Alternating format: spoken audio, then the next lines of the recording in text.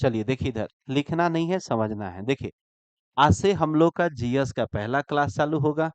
खूब बढ़िया से जो भी बातें रहेगी आपको समझाई जाएगी। देखिए, आज से चालू हम लोग करेंगे। देखिए, चालू होगा बाबू भारतीय संविधान। क्या चालू होगा? भारतीय संविधान। भारतीय संविधान। संविधान। और इस समय भारत में कितने राज्य हैं? 28 राज्य हैं। और कितने केंद्र शासित प्रदेश हैं? 8 केंद्र शासित प्रदेश हैं। कितने केंद्र शासित प्रदेश हैं? 8। यहीं से चालू होगा। ठीक है, एकदम नॉर्मल बात समझिए कि संविधान क्या है। क्या सीखना है? संविधान क्या है। देखिए, संविधान कुछ नहीं है, संविधान एक किताब है। संविधान क्या है? किताब। किताब का मतलब उसमें कुछ नियम लिखा गया है। और नियम लिखने वाले हैं बाबा साहब अम्बेडकर। बाबा साहब अम्बेडकर। और बाबा साहब अम्बेडकर भी संविधान नहीं लिखे हैं। बाबा साहब अम्बेडकर ने क्या किया है ना कि बोल रहे थे, लिखने वाला कोई और है। उनका नाम है प्रेम नारायण बिहारी रायजादा। समझ पाए? लिखने वाला कोई और है। लेकिन हाँ, जो आखिर अब हम पढ़ा रहे हैं, आप पढ़ रहे हैं, तो जब आप नोट्स तैयार करेंगे, नोट्स क्या करेंगे? तैयार करेंगे। तो जब नोट्स तैयार होगा तो आखिर आपने तैयार किया है, लेकिन तैयार कौन कराया? हम तैयार कराए हैं। उसी तरह से ये भी कहानी है। ठीक है? तो भारतीय संविधान के जो जनक हैं उनका नाम है डॉक्टर भीमराव अंबेडकर। अब देखिए, संविधान में क्या होता है? संविधान में भाग होता है। संविधान में अनुसूची होता है। क्या होता है? अनुसूची। और संविधान में अनुच्छेद होता है। ये 3 चीजें बार-बार देखने को मिलेगा। देखिए, भाग पहले 22 भाग थे। कितने भाग थे? 22। अब कितने भाग हैं? कितने भाग हैं? 25 भाग हैं। पहले कितने भाग थे? 22। अब कितने हैं? 25। भाग क्या होता है? भाग का मतलब चैप्टर। भाग का मतलब चैप्टर। जैसे कोई भी आपको किताब मिल जाएगा और उसमें कोई चैप्टर ही नहीं दिया है, तो आप कौन सा चैप्टर से पढ़ना चालू करेंगे? इसीलिए कहा गया कि जब मोटी किताब होती है तो उसमें चैप्टर दे दिया जाता है। तो संविधान जो है बहुत मोटी किताब है। और दुनिया का सबसे बड़ा संविधान हम ही लोग का देश का है। किसका है? भारत का। सबसे बड़ा। तो कहा जाता है कि पहले कितने भाग थे? भाई, अब कितने भाग हैं? 25। अनुसूची क्या होता है? तो देखिए, पहले 8 अनुसूचियां थी। कितनी थी? 8। अब कितनी अनुसूचियां हैं? 12। कितनी अनुसूचियां हैं? 12। अनुसूची क्या होता है? तो आपको मालूम होना चाहिए। जो भी किताब होती है, उस किताब का जब दूसरा पेज, तीसरा पेज खोलते हैं ना, तो उसमें लिखा रहता है विषय सूची। लिखा रहता है ना? विषय सूची का मतलब क्या होता है कि इस किताब में क्या कौन-कौन से चैप्टर पढ़ना है और कौन से पेज पर पढ़ना है। समझ पाए? जैसे कोई मैथ का किताब आप उठाए और आपको ढूँढना है चक्रवृद्धि ब्याज, कंपाउंड इंटरेस्ट। आप पन्ना पलटते रह जाएँगे, लेकिन जैसे ही विषय सूची में देखेंगे कि चक्रवृद्धि ब्याज जो है 13वां चैप्टर है, पेज नंबर 204 है, तो तुरंत ही 204 पर खोज लेते हैं। बात समझ पा रहे हैं? इसीलिए कहा गया कि बाबू क्या होना चाहिए? अनुसूची। और ये अनुसूची पहले कितनी थी? 8। अब कितनी है? 12। ठीक है? अब देखिए अनुच्छेद। पहले 395 अनुच्छेद थे। कितने? 395। अब जो है 455 प्लस अनुच्छेद हैं। अनुच्छेद क्या होता है? किसी के बारे में डिटेल लिखना। जैसे कहानी सुने हो, लिखते हैं कि एक राजा था, बहुत योद्धा था। लिखा जाता है ना? तो जब कहानी 4-5 लाइन लिख दी जाती है, तो पैराग्राफ छोड़ दिया जाता है। खड़ी पाई करके फिर नीचे से लिखा जाता है। लिखा जाता है कि नहीं? तो कहने का सेंस हुआ कि एक पैराग्राफ लिखा गया, उसी को कहा गया एक अनुच्छेद। उसके बाद अब आगे से चालू हुआ, तो उसको कहा गया दूसरा अनुच्छेद। ऐसे कितने अनुच्छेद थे? 395। अब कितना हो गया है? देखिए, ये बढ़ क्यों रहा है? क्यों बढ़ रहा है? आने वाले समय में और बढ़ता जाएगा। ये क्यों बढ़ रहा है? तो आप कहेंगे सर बढ़ने का एक ही कारण है। कारण क्या है? देखिए, संविधान नियम है। क्या है? नियम। हम आपको बताए हैं कि जैसे ये आपका परिवार है, ठीक है? ये आप हैं, आपके पिताजी हैं, माताजी हैं, भाई है, ठीक है? और आपकी शादी हो गई, आपकी वाइफ हो गई। समझ पाए? अब आप हमको बताइए, इस पूरे परिवार में कोई एक तो मालिक होगा ना? पिताजी मालिक हो सकते हैं, माताजी मालिक हो सकती हैं, कोई एक होगा कि नहीं होगा? अब यदि इनको जाना होगा नैहर, नैहर का मतलब अपने गाँव, तो सबसे पहले आपसे पूछेंगी कि मन घबराता जाई, यही ना कहेंगी, मन घबरा रह जाए। अब आप क्या करेंगे? कहेंगे कि अरे हम थोड़े फैसला करेंगे, फैसला करेंगे कौन? पापा, चाहे मम्मी से पूछ लीजिए, होगा कि नहीं होगा? लेकिन अब आप हमको बताइए कि कोई मालिक नहीं है, शादी हुआ मैडम जी आई ई है मलिकार, आप चले कहीं किसी काम-धाम करने, बैग उठौली, बड़की जूती हील वाली पहन के मचकावत निकल गई। तो आप बताइए, जब आप काम करके वापस लौटेंगे तो देखिए कि मलकाइन है ये नहीं है। तो समस्या बनेगी ना। तो वही बात बाबू कि परिवार को चलाने के लिए एक नियम चाहिए, तो देश को भी चलाने के लिए क्या चाहिए? नियम चाहिए। अब हम लोग बात करेंगे कि यह क्यों बढ़ रहा है? तो बढ़ने का एक ही कारण है बाबू कि देखिए, पहले के जमाने में 2 रुपये में काम चल जाता था, बहुत समय पहले। जब आप लोग आए, 500 रुपये में काम चल जा रहा होगा। लेकिन जैसे-जैसे समय बीतेगा बाबू ना, आपके पॉकेट में दसों हज़ार रुपया रहेगा तो काम नहीं चलेगा। चलेगा? नहीं चलेगा। तो अब देखिए, ज़रूरतें बदल रही है, पैसा का मतलब जो क्रेज़ है वो बढ़ रहा है। मतलब आपके पॉकेट में पैसा ज़्यादा होना चाहिए। बताइए, नियम बदल रहा है ना? अब नियम जो पहले था उसी नियम पर चलेगा तो क्या आप चल पाएँगे? नहीं। तो ज़रूरत के हिसाब से, क्योंकि कहा जाता है कि परिवर्तन जीवन का क्या है? नियम है। ज़रूर कुछ ना कुछ बदलाव होगा। और जब बदलाव होगा तभी बाबू शासन व्यवस्था, देश की व्यवस्था, परिवार की व्यवस्था चल पाएगी। इसीलिए ये बढ़ रहा है। लेकिन हाँ, ये भी कहा गया कि इसमें कोई परिवर्तन नहीं होगा। जो बातें लिख दी गई है, वो है, उसमें कोई बदलाव नहीं होगा। लेकिन ज़रूरत पड़ने पर उसके नीचे ए, बी, सी, डी 1, 2, 3 करके नियम बढ़ाया जाएगा। तो मेन मूल संविधान में 395 अनुच्छेद है। लेकिन सुने होंगे 21 का ए, सुने हैं ना? ये बढ़ गया कि नहीं बढ़ गया? इसी तरह से ये बढ़ता जा रहा है। समझ पाए? तो यही हम लोग का क्या है? संविधान है। अब संविधान के शुरू वाले पार्ट को पढ़ेंगे तो उलझ जाएँगे। इसीलिए अभी आप घबराइए मत, मैं सब कुछ पढ़ा दूँगा। ठीक है? एग्ज़ाम के हिसाब से, पैटर्न के हिसाब से जो शुरू की बातें हैं, वो हम सबसे लास्ट में आपको पढ़ाएँगे, ताकि आपको समझ में क्या आ जाए।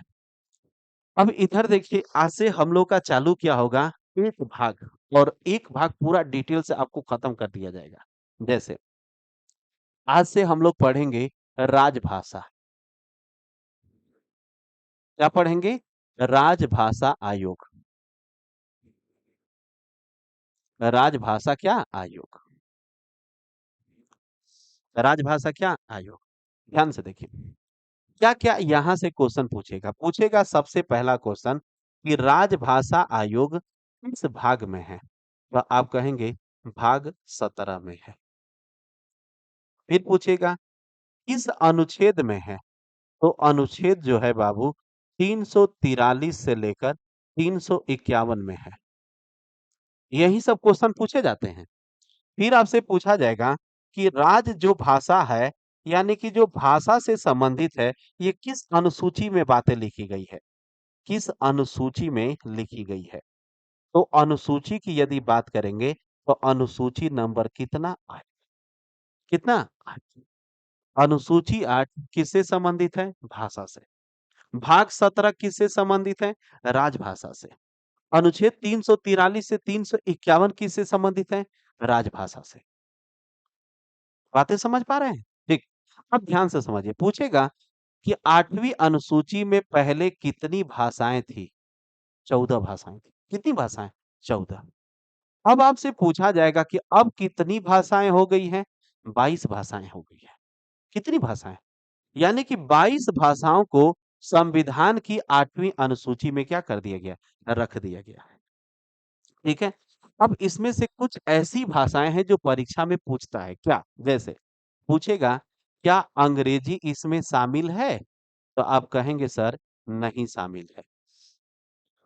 फिर पूछेगा, क्या राजस्थानी भाषा शामिल है? तो आप कहेंगे सर राजस्थानी तो नहीं शामिल है। क्या इसमें भोजपुरी शामिल है? तो कहेंगे सर नहीं सर भोजपुरी भी शामिल इसमें नहीं है। क्या अवधी भाषा शामिल है?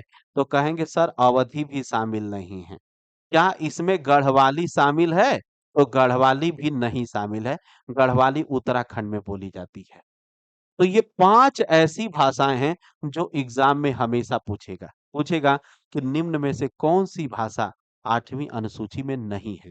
तो 3 गो दे देगा, शामिल है और 1 नहीं वाला। समझ पाए? अब ध्यान से समझिए, ध्यान से। देखिए, तो 14 भाषा थी, उसके बाद जो 15वीं भाषा आई थी, कौन-सी भाषा? 15वीं। तो जो 15वीं भाषा है, ये बाबू 21वां संविधान संशोधन के तहत। कौन-सा संविधान? 21वां। और ये संशोधन होता है 1967 में। और जो भाषा जोड़ी गई, उस भाषा का नाम था सिंधी। कौन-सी भाषा? सिंधी। और सिंधी जो बोली जाती है कश्मीर में, जम्मू कश्मीर में। तो परीक्षा में पूछेगा कि स हाँ, जो 15वीं भाषा है सिंधी, किस संविधान संशोधन के तहत जोड़ा गया? 21वां। कब जोड़ा गया? 1967 में। उसके बाद 3 भाषा जोड़ा गया। कितनी भाषा? 3 भाषा। ये जोड़ा गया, ये है बाबू 71वां संशोधन और ये होता है 1992 में। 1992 और इसमें जोड़ा गया नेपाली, दूसरा मणिपुरी, मणिपुरी, फिर उसके बाद जोड़ा गया कोंकणी। क्या जोड़ा गया? कोंकणी। ठीक है? अब परीक्षा में पूछेगा नेपाली कहाँ बोला जाता है? तो कहेंगे उत्तराखंड और सिक्किम में गुरुजी। उत्तराखंड और कहाँ पर? सिक्किम। यहीं पर नेपाली भाषा बोली जाती है। मणिपुरी कहाँ बोला जाता है? मणिपुर में। कोंकणी कहाँ बोला जाता है? तो आप कहेंगे गोवा में। कोंकणी कहाँ बोला जाता है? गोवा में। सही रहा? चलिए, अगला बाबू, इसके बाद 4 भाषा जोड़ा गया। कितनी भाषा? 4 और ये जोड़ा गया था 92वां संशोधन 2003 में और जो पहली भाषा जोड़ी गई थी, इसमें आता है बोडो और बोडो बोला जाता है असम में। कहाँ पर? असम में। इसके बाद आता है डोगरी। डोंगरी भाषा जो बोली जाती है कश्मीर में। इसके बाद आता है मैथिली और मैथिली जो भाषा बोली जाती है बिहार में। मैथिली कहाँ बोला जाता है? बिहार में। नेपाल का बॉर्डर है, वहीं पर मिथिलांचल है, वहीं पर बोला जाता है। ठीक है? और एक भाषा और है, हो गया, उसका नाम है संथाली। कौन सी भाषा? संथाली। और ये बोली जाती है झारखंड में। तो कितनी भाषा हो गई? 22 भाषा, क्योंकि 14 के बाद ये 15 3 18, 18 4 22, 18 4 22। अब आपसे क्या पूछा जाएगा? अब ध्यान से समझिए। कहानी है बाबू 96वां संशोधन। कौन सा संशोधन? और ये होता है 2011 में। 2011 में। और एक भाषा था, उसका नाम था उड़िया। क्या नाम था? उड़िया। तो उड़िया शब्द की जगह पर आ गया ओडियास। क्या आ गया? ओडिया। बदल के कर दिया गया। तो परीक्षा में क्या पूछेगा?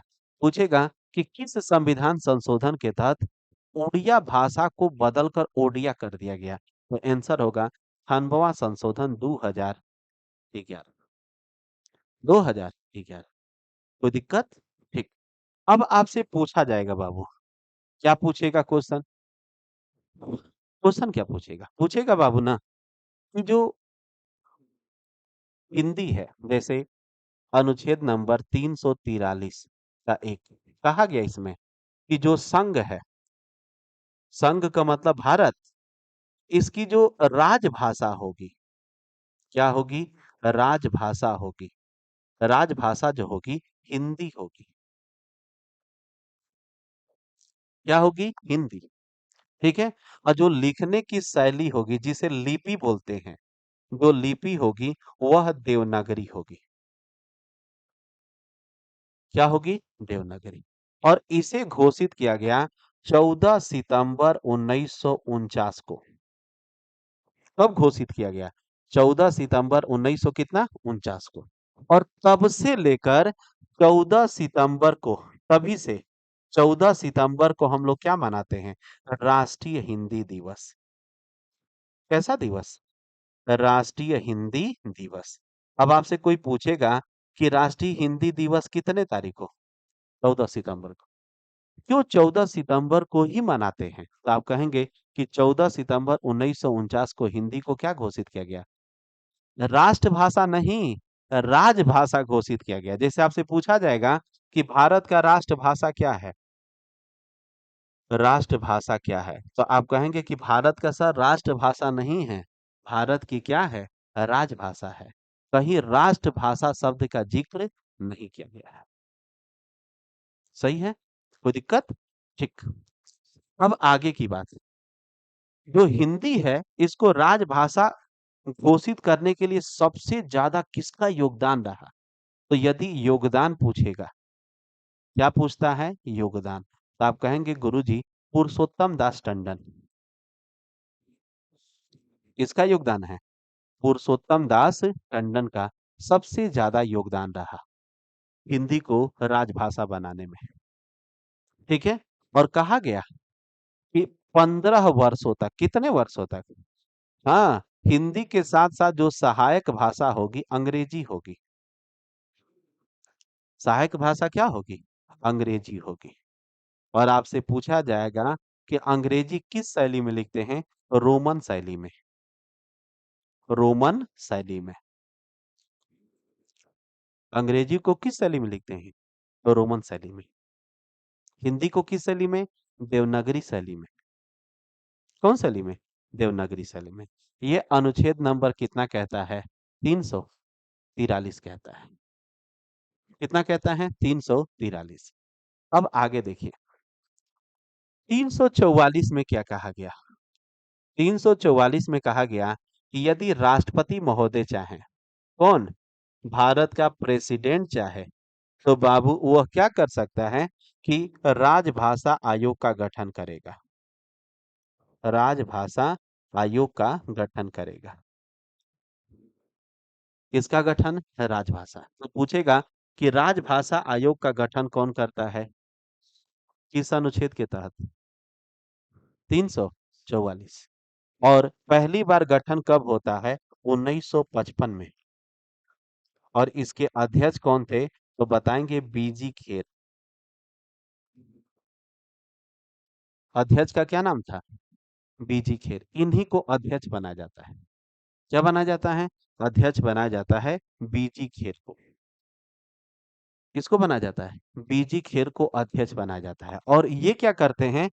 अपनी राजभाषा का जो रिपोर्ट है यह सौंपते हैं 1956 में। और किसको सौंपते हैं? तो आप कहेंगे गुरुजी डॉक्टर राजेंद्र प्रसाद को। किसको? डॉक्टर राजेंद्र प्रसाद को। क्योंकि 1956 में भारत का राष्ट्रपति कौन थे? डॉक्टर राजेंद्र प्रसाद। तो परीक्षा में डायरेक्ट पूछेगा कि राजभाषा आयोग का गठन कब किया गया? राजभाषा आयोग ने अपनी रिपोर्ट कब पेश किया? 1956 में। और किसे पेश किया? डॉक्टर राजेंद्र प्रसाद को। सही रहा। अब आपको 345 नहीं पढ़ना है, 46 नहीं पढ़ना है, 47 भी नहीं पढ़ना है, डायरेक्ट 348 चलते हैं। कितना चलते हैं? 348। देखिए, 348 में क्या कहा गया? 348 में ये कहा गया, 348 का एक में कि जो सुप्रीम कोर्ट है या हाई कोर्ट है या पार्लियामेंट है, संसद, इसमें जो भाषा में जो कानून पास होगा, क्या पास होगा? कानून। कानून का मतलब लॉ का मतलब नियम, वो अंग्रेजी में होगा। किसमें होगा? अंग्रेजी में। किसमें होगा? अंग्रेजी में। परीक्षा में पूछेगा, पूछेगा डायरेक्ट, सर्वोच्च न्यायालय की कार्रवाई किस भाषा में होती है? अंग्रेजी में। किस भाषा में होती है? अंग्रेजी में। और ये किस में लिखी गई है? 348 का किस में? कोई दिक्कत? चलिए, अब एक बात और, 350 का ए, ये सबसे इंपॉर्टेंट है। इसमें कहा गया बाबू कि जो प्राथमिक स्तर की शिक्षा होगी, कैसा? प्राथमिक, जैसे छोटे-छोटे बच्चों को शिक्षा दिया जाता है। जैसे 4 साल का लड़का है, 5 साल का है, 6 साल का, तो उसको देखिएगा पढ़ाया जाता है प्राइमरी स्कूल में, प्राथमिक स्कूल में। पहले पढ़ाया जाता था, अब तो नहीं पढ़ाया जाता है। लेकिन कहा गया है बाबू कि उस बच्चे का जो प्राइमरी शिक्षा होगी, जो प्राथमिक शिक्षा होगी, उसकी मातृभाषा में होगी। किस भाषा में? मातृभाषा में। मतलब जिस भाषा में वो बच्चा समझेगा, उसी भाषा में उस बच्चे को पढ़ाया जाएगा। और ये किसमें लिखा गया? 350 का किसमें? ए में। बातें क्लियर है? कोई दिक्कत? आगे चले? समझ में आ गई बातें? तो यही हम लोग का था क्या? राजभाषा। क्या था? राजभाषा। अब जैसे कुछ जगह हैं, कुछ स्टेट हैं, वहां पर भाषा का प्रयोग किया जाता है। जैसे देखिए, एक राज्य है केरल। क्या है? केरल। इसके बगल में है लक्षद्वीप। ये केंद्र शासित प्रदेश है। और दोनों की जो भाषा है मलयालम। क्या है? मलयालम। पूछा जाएगा, केरल की राजकीय भाषा बताइए। मलयालम। लक्षद्वीप का बताइए। मलयालम। इसके ऊपर आते हैं तो गोवा आता है। क्या आता है? गोवा। पूछा जाएगा, गोवा की भाषा बताइए। कोंकणी। क्या बताएंगे? कोंकणी। इसके बाद महाराष्ट्र में क्या बाबू? मराठी। लेकिन महाराष्ट्र में एक नॉर्मल भाषा बोली जाती है, जिसका नाम है कोल्हाटी। क्या नाम है? कोल्हाटी। तो परीक्षा में डायरेक्ट पूछेगा, कोल्हाटी किस राज्य की भाषा है? महाराष्ट्र की। ऐसे महाराष्ट्र का नाम मराठी है। क्या है? मराठी। लेकिन कुछ ऐसे जगह हैं जहां पर एक भाषा बोली जाती है, जिसका नाम क्या है? कोल्हाटी। इसके बाद एक केंद्रशासित प्रदेश है जिसका नाम है दादर नगर क्या? हवेली। दादर नगर हवेली। यहाँ पे बोला जाता है गुजराती। क्या बोला जाता है? भारत में एक राज्य है जिसका नाम है कर्नाटक। यहाँ पे बोला जाता है कन्नड़।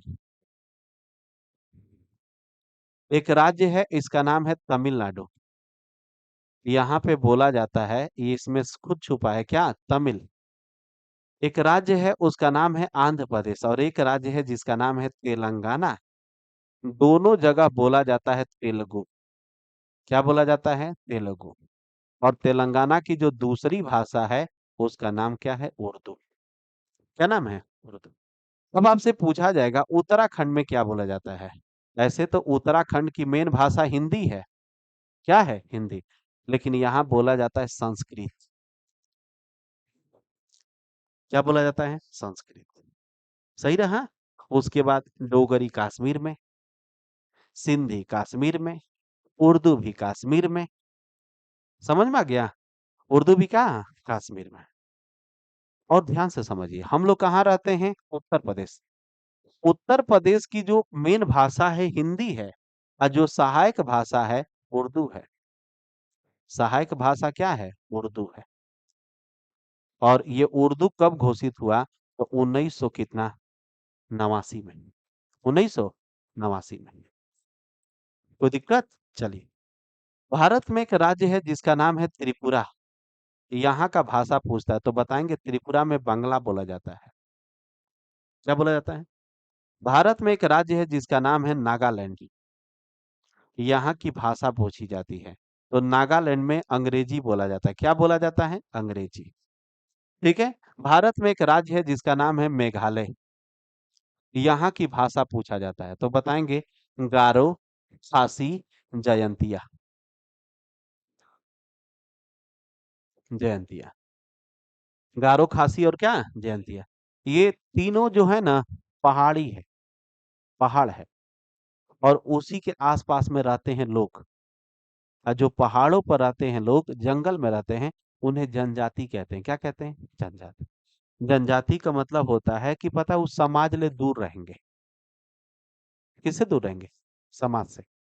और वो सब जंगल में रहेंगे, नंगा रहेंगे, कपड़ा भी नहीं पहनेंगे, और उनका काम है शिकार करना। क्या करना है? जानवरों को मार के भूज के खा जाएंगे। आप जाएंगे, आपको भी मार के भूज के खा जाएंगे सब। बहुत खतरनाक होते हैं सब। समझ पाए? तो गारो खासी जो भाषा है, कहाँ पर? मेघालय में। कोई दिक्कत? चलिए। अब जैसे एक भाषा है जिसका नाम है पाश्तो भाषा। ये अफगानिस्तान में बोला जाता है। कहाँ पर? अफगानिस्तान में। एक भाषा है, उसका नाम है सिंहली। ये बोला जाता है श्रीलंका में। कहाँ पर? श्रीलंका। एक भाषा है उसका जिसको बोलते हैं जोगांक।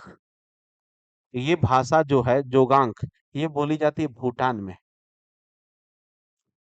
कहाँ पर? भूटान में। एक भाषा है लेप्चा। ये बोला जाता है सिक्किम में। लेप्चा कहाँ पर? सिक्किम में। इतना यदि आप पढ़ लेते हैं तो आपसे राजभाषा से एक भी क्वेश्चन नहीं छूटेगा। समझ में आ गया? एक भी क्वेश्चन नहीं छूटेगा।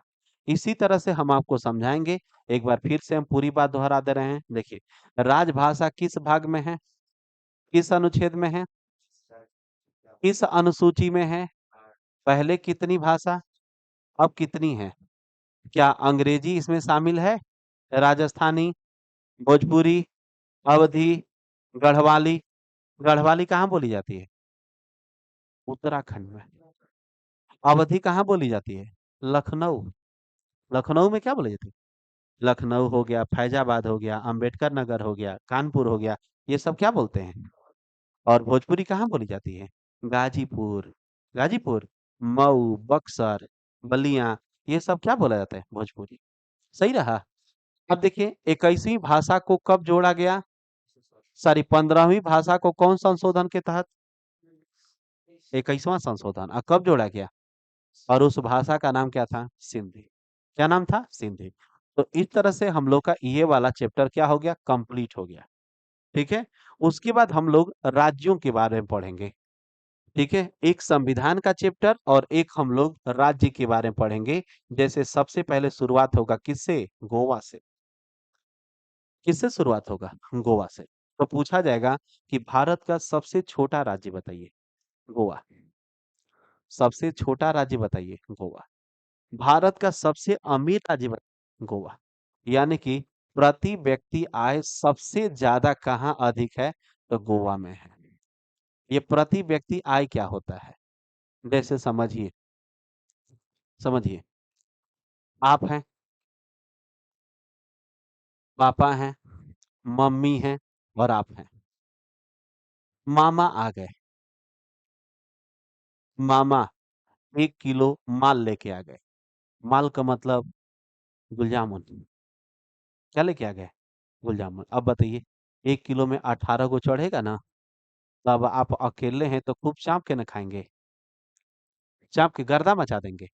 अब उसी में बाबू 3 गो भाई हैं, 4 गो बहिन हैं, चाचा बाड़न, चाची बाड़ी, दादा बाड़न, दादी बाड़ी।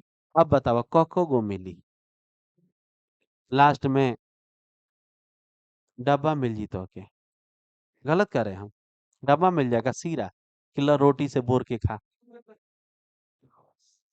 तो हमारा कहने का मतलब ये है कि प्रति व्यक्ति आय का मतलब क्या होता है कि बाबू, गोवा छोटा प्रदेश है, गोवा लोग घूमने जाते हैं। क्या करने जाते हैं? घूमने जाते हैं। तो जब घूमने जाते हैं बाबू, तो कोई 4-5 दिन के लिए घूमने जाता है, तो 4-5 दिन के लिए खाना-वाना लेके जाता है? नहीं। जाता है? नहीं। वो सोचता है ना कि हम घूम-घाम के चले आएँगे, तो जितना लोग जाएँगे, उतना वहाँ पर क्या होगा? खरीदारी होगा। क्या होगा? खरीदारी होगा। और जब खरीदारी होगा तो पैसा आएगा। और जब पैसा आएगा तो सबका पैसा निकाला गया, तो पूरे भारत में सबसे ज़्यादा अमीर कोई राज्य मिला तो कौन मिला? गोवा। सही है? अब आपसे पूछा जाएगा कि गोवा की राजधानी बताइए। पणजी। पणजी कौन सी नदी पर है? मांडवी नदी पर। कौन सी नदी पर? हाँ, गोवा का जो हाई कोर्ट है, वह किसके अंतर्गत आता है? मुंबई के अंतर्गत। गोवा कब आजाद होता है? 1961 में। कब आजाद होता है? यहाँ पर पुर्तगाली रहते थे। पूछा जाएगा कि गोवा पर किसका अधिकार था? पुर्तगालियों का। और ये अधिकार कब समाप्त होता है? 1900। और कौन सी योजना के तहत? तो सरकार एक योजना चलाती है जिसका नाम है ऑपरेशन विजय। क्या नाम है? ऑपरेशन विजय। सैनिक भेजती है, उसका नाम रखती है ऑपरेशन विजय। और पूरा का पूरा पुर्तगालियों को मारकर यहाँ से क्या किया गया? खेद दिया गया। जैसे गोवा ना, एक राजा था, उसका नाम था यूसुफ आदिल शाह। यूसुफ आदिल शाह। और ये कर्नाटक में एक जगह पड़ता है जिसका नाम है बीजापुर। वहीं का राजा था। समझ में आ गया? और ये गोवा पर अधिकार कर लिया था। तो पुर्तगाली का एक आया गवर्नर था, उसका नाम था अल्बुकर्क। अल्बुकर्क यही क्या किया? 1510 में युद्ध लड़ा। किससे? यूसुफ आदिल शाह से। और यूसुफ आदिल शाह को मार के भगा दिया। और अधिकार कर लिया कौन? अल्बुकर्क। कब से? 1510 से लेकर 1961 तक किसके कब्जे में गोवा रहा? पुर्तगालियों के। और उसके बाद 1961 में सैनिकों ने मार कर भगा दिया। कौन सी योजना के तहत? बीजे के तहत। ठीक है। इसके बाद गोवा भारत का केंद्रशासित प्रदेश बना रहा। और भारत का 25वां राज्य पूछेगा तो क्या बताएंगे? गोवा। और ये गोवा कब राज्य बनता है? तो 1987 में। 1900। पूछेगा कि गोवा को पूर्ण राज्य का दर्जा कब दिया गया? भारत का 25वां राज्य। तो समझ पाए? कोई दिक्कत?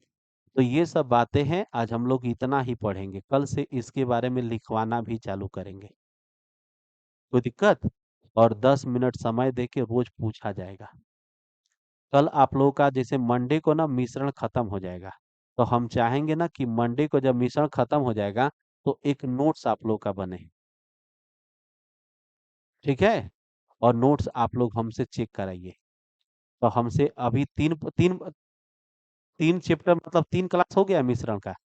तीनों क्लास यूट्यूब पर उपलब्ध है।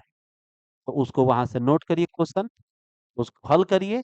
जो दिक्कत होता है उसको घेरिए, घेर के हमसे पूछिए। और हमसे 2 दिन समय ले लीजिएगा, सोमवार मंगलवार। बुधवार के दिन एक बढ़िया से कॉपी बनाइए और हमसे चेक करवाइए। रीजनिंग का भी बनाइए, जीके का भी बनाइए। और हम सोमवार से हिंदी का भी क्लास चालू कर देंगे। ठीक है? और चारों क्लास हम लेंगे 2 बजे से लेकर 5 बजे के बीच में। ठीक है? आज शनिवार है, आज हम लोग इतना ही पढ़ेंगे, रहने दे रहे हैं। सोमवार को ये सब हम लिखवाएंगे, हिंदी भी आप लोग को लिखवाएंगे। ठीक है? रहने दिया जाइए आप लोग।